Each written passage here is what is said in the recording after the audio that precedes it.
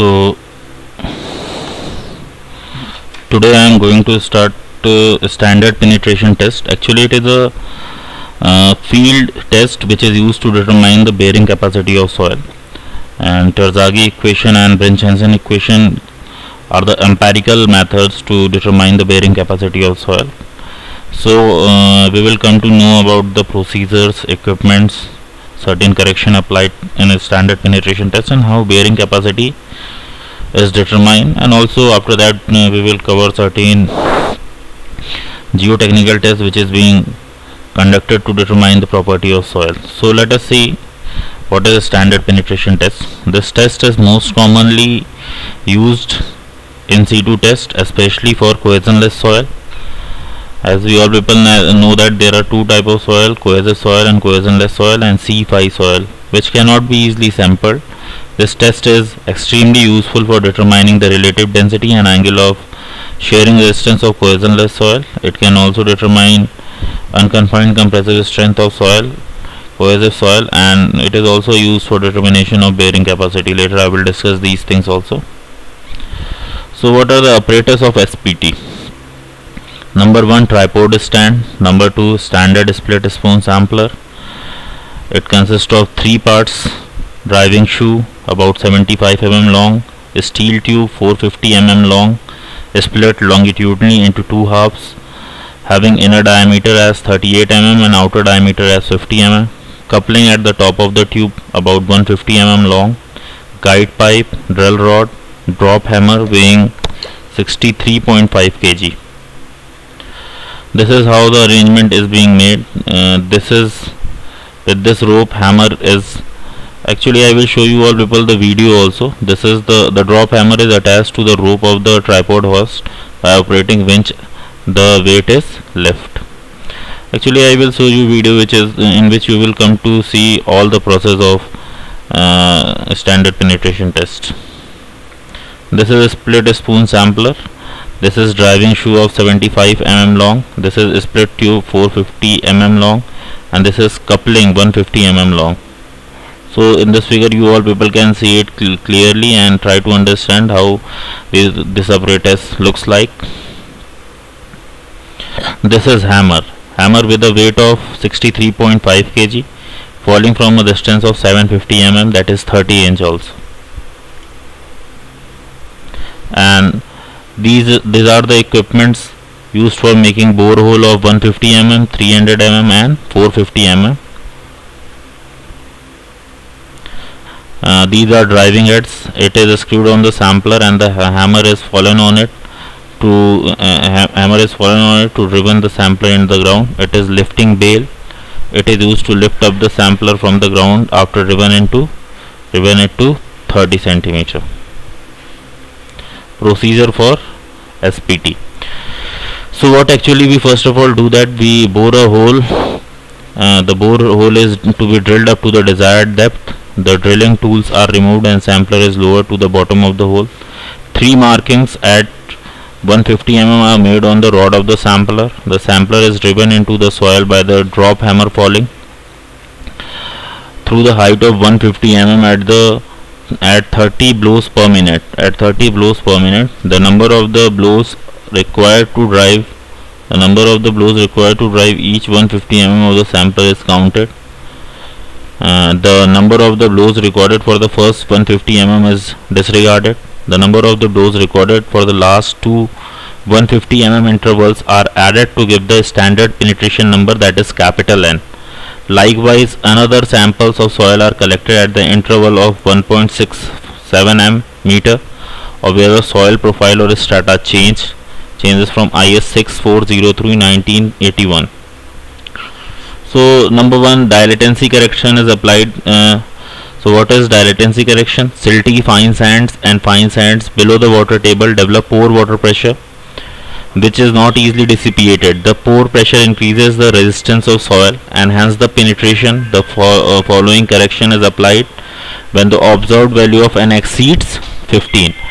The corrected penetration number is NC is equal to 15 plus 0.5 NR minus 15, where NR is the recorded value of capital N while the test is being conducted. If NR is less than or equal to the 50 15, then NC is equal to NR.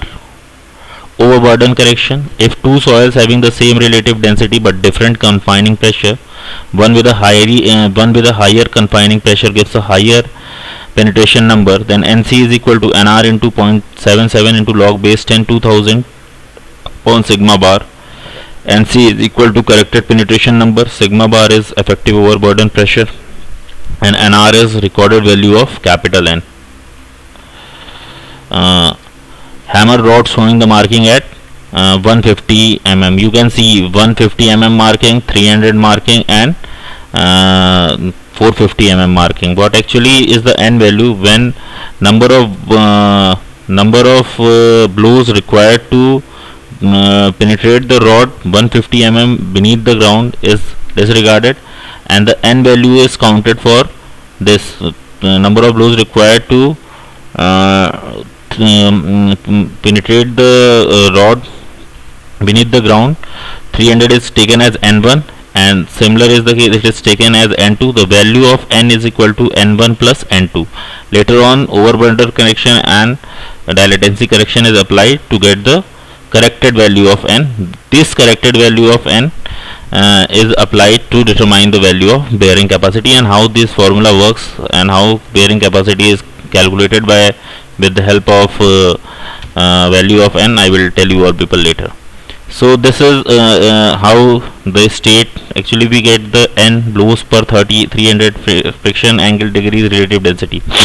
So very loose if value of N is less than 4, loose if value of N is between 4 to 10, minimum dense if value of N is between 10 to 30, dense if value of N is between 30 to 50, and very dense if N value is greater than 50. If value of N is less than 4, angle of internal friction is less than 30 degree. If the value of N is 4 to 10, the angle of internal friction is between 30 to 32. If number of blows N is equal to 10 to 30, angle of internal friction is 30 to 35 degree. If value of N is between 30 to 50 degree, angle of internal friction is 35 to 38. When it is greater than 50, it is greater than 38. And in similar way, you can also determine the value of relative density through this table. If once you get the value of N, you can check out the corresponding relative density value in percentage also.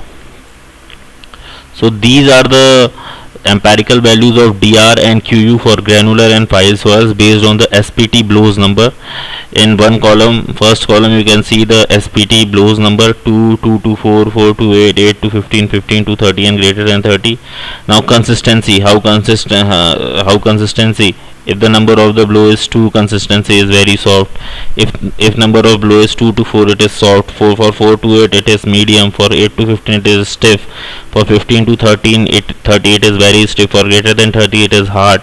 And similarly, you can determine the value of unconfined compressive strength in kilopascal. If the value of number of blows is 2, it will be less than 25 kilopascal. So these are the empirical tables being drawn out depending upon the value of N.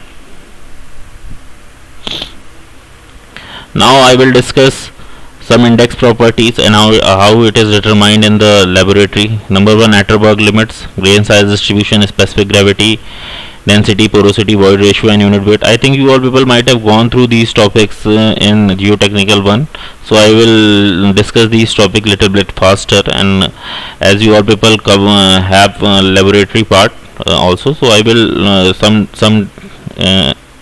days I will discuss their procedures also, how they are determined in laboratory. I will share the videos with you all people also.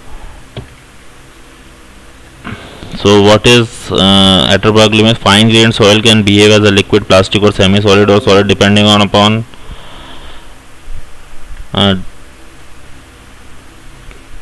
depending upon how much water is in it. The water content at which the behavior of the changes from one state to other state are referred to as Atterberg limit. These limits are liquid limit, plastic limit, and Sirkins limit. Water content, laboratory determination of water or moisture content of the soil and rock by mass is water content is equal to weight of water in the soil upon weight of solid particles. So there are certain methods to determine the. Number 1 is oven dry method, calcium carbide method, rapid moisture meter, alcohol method. There are several methods with the help of which you can determine the value of water content in laboratory. So see how water content determination is being done. Procedure for water content is a clean and dry the water content container. Make the container with an identification number and weight it and record it as W1. Place the some wet soil sample in the container and weight it and record this as W2. Oven dry the sample at 110 degrees centigrade for 24 hours. Actually this temperature is always kept at 110 degrees. Otherwise the crystalline structure of water being present in the soil sample is going to be disturbed. If we increase the temperature of oven dry beyond this temperature 110 degree, weight the container with the dry sample and record this as W3. So now calculate WC as the ratio of weight of the water to weight of the solid. So it will be WS will be W3 minus W1 and W2 minus W3. So you can easily get the water content in the laboratory. Liquid limit. Water content in this soil shifts from plastic to liquid state or vice versa. Liquid limit is the water content at which the soil flows to close a groove of a standard width when jarred in a specific manner of 25 times. What are the certain liquid limit apparatus? Number 1, Casagrande liquid limit apparatus grooving tool, ISC of size 425 micrometer. Water content container, balance, spatula, spray bottle, evaporating dish, drying oven set to 105 degrees centigrade. Actually this is the grooved soil pad in a liquid limit apparatus. This apparatus is called liquid limit apparatus. It is, I will show you, I will send videos of these experiment also, so I think you will get clearly explain, they will clearly explain to you all people how these tests are being done. What are procedure? Now I will say what are the procedure of you how we perform these tests. And thoroughly mix the soil sample with the water using a spatula. Place portion of prepared soil in a cup of liquid limit device. Spread the soil into the cup with about 10 mm thickness at deepest point of cup. Make the soil surface horizontal with a spatula. Remove the air bubbles if any from soil. Draw the grooving tool through the middle of the soil pad, remaining the tool perpendicular to the soil surface. Turn the crank at a rate of 2 blows per second until the groove closes for a distance of ½ inch and record the number of blows. Take a slice of soil from the cup and obtain its water content. Return the remaining soil from the cup and remix the entire soil sample, adding water to increase the water content. Perform at least 2 more trials. Make sure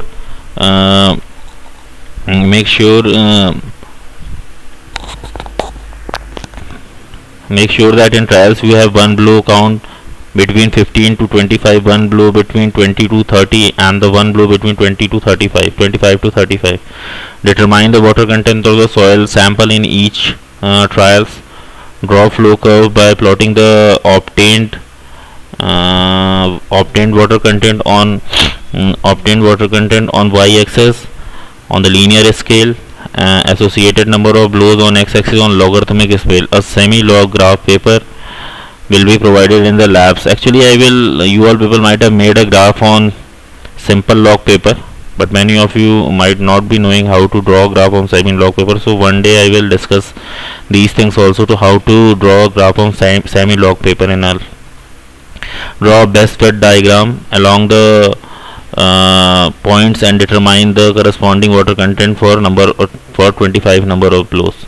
So this is the table, mass of the W1, number of blows, wet soil. So this is how you have to determine the table, and for corresponding number of the blows you will determine the water content. After that you will plot a curve, water content on y-axis and number of blows in x-axis. Actually number of blows in x-axis, and this x-axis will be in semi-log graph paper. You can also draw all these table and graph in Microsoft Excel also. Plastic limit is defined as the water content at which soil shifts from plastic limit to solid state or vice versa. It is water content at which the soil starts to crumble when rolled into the thread diameter of 3.2 mm. Take about 20 gram of soil sample. from the soil prepared of the liquid limit and make an ellipsoid mass. Roll the soil mass between the palm and fingers and the glass. Apply the sufficient pressure to roll the soil mass into the thread of uniform diameter. Roll the thread to a diameter of 3.2 mm within 2 minutes. Use the comparison rod for diameter reference. Break the thread into several pieces, squeeze them together, reform into ellipsoidal mass and re-roll into thread of 3.2 mm diameter. Continue this re-rolling process until the soil starts to crumble. Determine the water content of crumbled soil. Make sure you use more than 6 grams of soil when you do water content estimation. Repeat the test for more time. Find plasticity index by subtracting PL plastic limit from. This is how you have to maintain the borehole data with the help of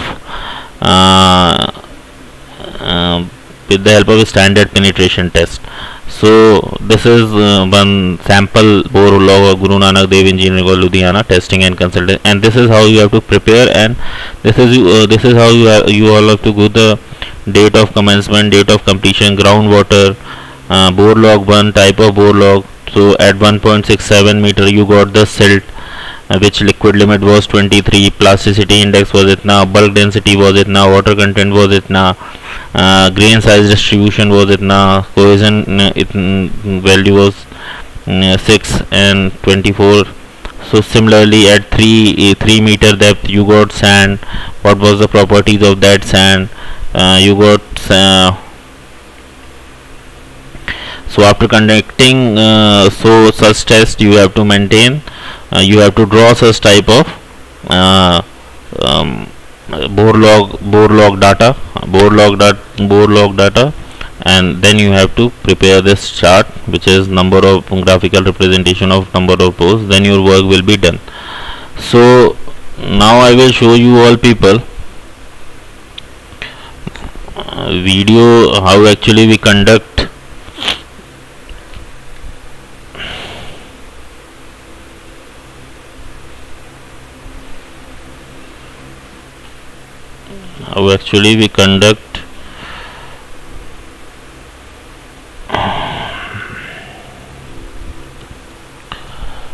the standard penetration in laboratory. Wait for a minute, that is slow.